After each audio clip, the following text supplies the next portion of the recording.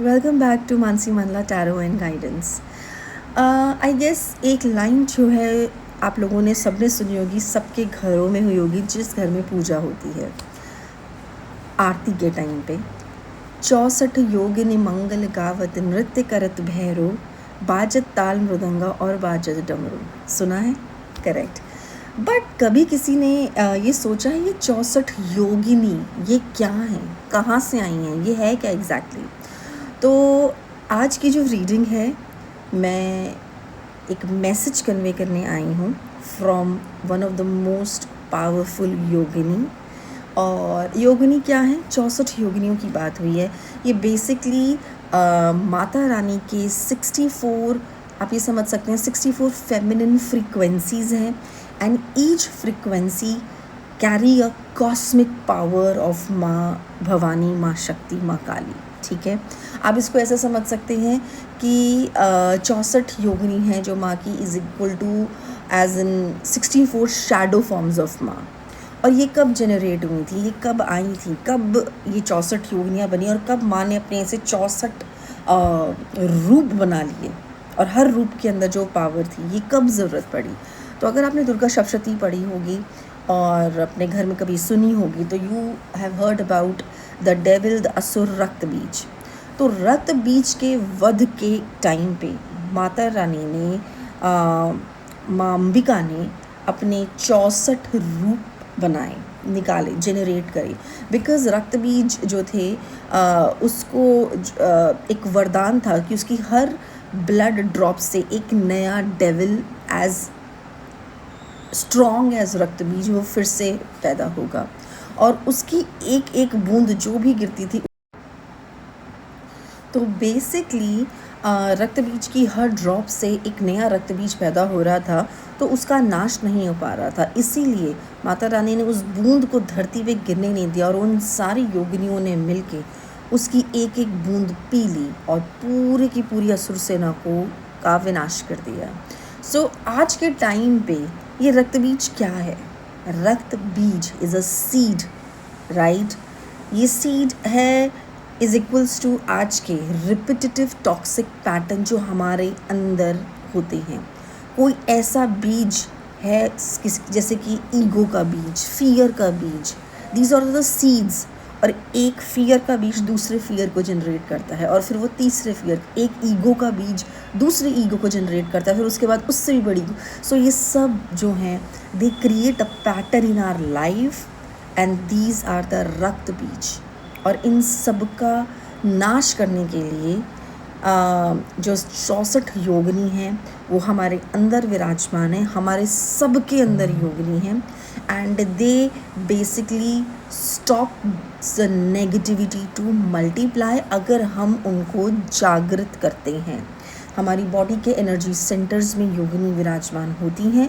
We just need to activate the energy and everybody has it. I'm not saying specifically किसी के पास है। There are various technique to कि हम उसको जागृत कर सके। इसके लिए मैं कोई अलग वीडियो बनाऊंगी, बट फॉर नाउ जो आज मैं एक रीडिंग लेके आ रही हूँ, क्योंकि आज एक बहुत ही पावरफुल योगिनी का मैसेज मैं आप सबसे शेयर करने वाली हूँ। बिकॉज आज माँ की योगिनी आपको ये बताने आई हैं कि क्या करना है अपने अंदर के रक्त बीज को मारने के लिए। ये मैसेज, ये रीडिंग उन लोगों के लिए होने वाली है जो डेली स्ट्रगल कर। सो आज ये रीडिंग उन लोगों के लिए है जो डेली अपने अंदर एक युद्ध लड़ते हैं every day to curb that toxic pattern. उनकी लाइफ में कुछ पैटर्न्स चल रहे हैं, हर दिन एक स्ट्रगल है और कहीं ना कहीं वो अपने उस पैटर्न को, उस टॉक्सिसिटी को रिड्यूस करना चाहते हैं, उस नेगेटिविटी पे वर्क करना चाहते हैं, बट कभी वो जीतते हैं, किसी दिन वो हारते हैं। तो आज माँ की शक्ति, द कॉस्मिक पावर ऑफ माँ एज एन योगिनी, आपके लिए जो मैसेज करने वाली है वो मैं आप सबसे शेयर करूँगी। So this is the Yogini Oracle. इसमें 64 योगिनियाँ हैं, ठीक है, और साधना करके हम इन सबको जागृत कर सकते हैं। बट लेट मी स्टार्ट कि आज हम क्या मैसेज लेके आई हैं, कौन सी योगिनी आज आपको मैसेज देनी आई हैं। तो सबसे पहले तो हम करेंगे जय भैरवाय नमः। क्योंकि ये जो संवाद होता है योगिनीज़ और भैरव बाबा के बीच में होता है। हर योगिनी के एक भैरव होते हैं, याद रखिएगा। सो आज मैं भैरव बाबा को ऑलरेडी अपने सामने रख चुकी हूँ and I just need to see कि आज क्या मैसेज होने वाला है। हमें अपने अंदर के कोई भी एक रक्त बीज के विनाश के लिए माँ क्या मैसेज लेके आएंगे। लेट मी सी। मैं ऑलरेडी कार्ड निकाल चुकी हूँ। ओह, श्री एड़ापदा। श्री एड़ापदा बहुत ही पावरफुल योगिनी है, आई मस्ट टेल यू। आप इनका हेड देख रहे हैं, ये शीप का हेड है। यहाँ नीचे एक, इफ़ यू कैन सी, ये एक मोल है, ये ब्लाइंड है, ठीक है। So what I can hear from mass messages, एड़ापदा जो है वे बहुत ही जो मैसेज है श्री एड़ापदा योगिनी से, जो शीप है, बेसिकली जो शीप हेड है, वो ये दिखा रहा है कि बेसिकली शीप का that shows innocence, that shows purity, that shows calmness, right. तो मैसेज इज़ वेरी क्लियर। जो माँ कह रही हैं वो ये कि आपकी जो सॉफ्टनेस है वही आपकी पावर है, ठीक है। आपको हर चीज़ को कंट्रोल करने की ज़रूरत नहीं है मेंटली। ये जो शीप हेड है ये सॉफ्टनेस को बता रहा है कि जैसे एक शीप सॉफ्ट प्योर इनोसेंस होती है, एक कामनेस होती है, तो आपकी कामनेस, आपकी सॉफ्टनेस ही आपकी पावर। आपको हर चीज़ का मेंटल कंट्रोल लेने की ज़रूरत नहीं है। वॉट माँ इज़ ऑल्सो टेलिंग यू कि आपको अपनी सोल से एक्ट करना है। You need not to act from your fear, people pleasing या फिर लॉजिक लगा के, मेंटल बर्डन, मेंटल स्ट्रगल करके, मेंटली बहुत सोच सोच के नहीं काम करना है। Work from your soul, okay, and trust your instincts.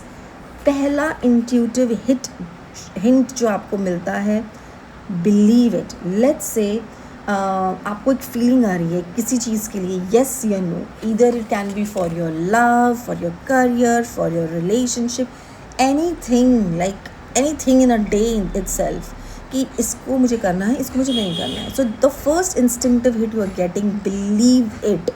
That is what the soul works. That is how the soul, your subconscious mind works and gives you direction. Okay. दूसरी चीज़ ये है कि रिएक्ट करने से पहले स्टिल हो जाओ, अपनी कामनेस में चले जाओ। जो दूसरा मैसेज है वो ये है कि व्हेनेवर आपको कुछ रिएक्शन देने का मन कर रहा है तो बेस्ट है कि रिएक्शन देने से पहले आप स्टिल हो जाइए। अगर आप मंत्र जाप करते हैं तो आप मंत्र जाप कीजिए। अगर आप मेरे ब्रेथ वर्क पे बहुत बिलीव करते हैं, उससे आपके अंदर एक कामनेस जनरेट होती है तो आप वो कीजिए। जर्नलिंग से कामनेस जनरेट होती है तो वो कीजिए, but you need to work on it. कभी भी रिएक्ट करने से पहले you need to work on. माँ के पास बहुत सारी, आप देख रहे हैं, देयर इज़ वेपन्स ऑल्सो, डमरू है and there is a devil का सर है और there are other weapons also. तो what mother is saying is कि अपनी एनर्जी को प्रोटेक्ट तुम्हें ही करना है, कोई और नहीं करेगा। तो you need to protect your energy every time. अपने एंड अपनी रिस्पेक्ट तुम्हारे खुद के हाथों में है, तो अपने वेपन्स जो तुम्हारे पास हैं उसका यूज़ करो and protect yourself. Third चीज़ ये है कि जैसे कि इस मोल को माँ ने दबा के दिया है अपने यहाँ देख रहे हैं नीचे, ये एक तरह का रेड फ्लैग है। So don't ignore red flags in people और anything you see.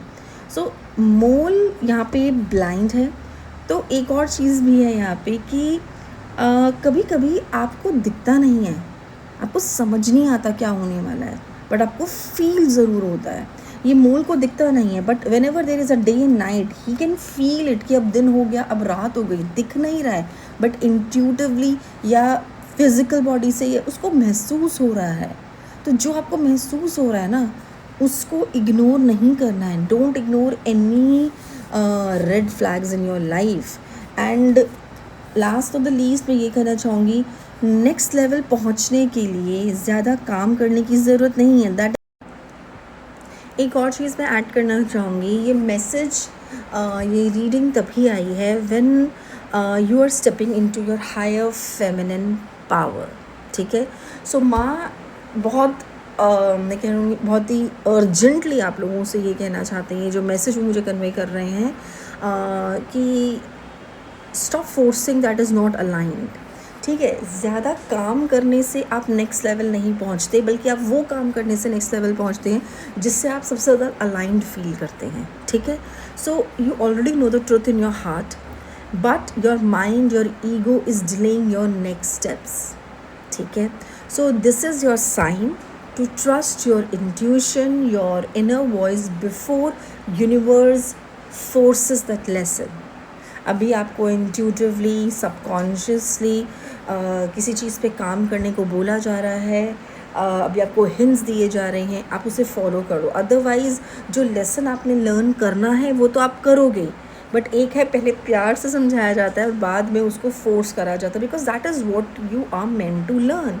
So learn it and just trust your inner voice and get it aligned. जय माँ Kali, thank you very much.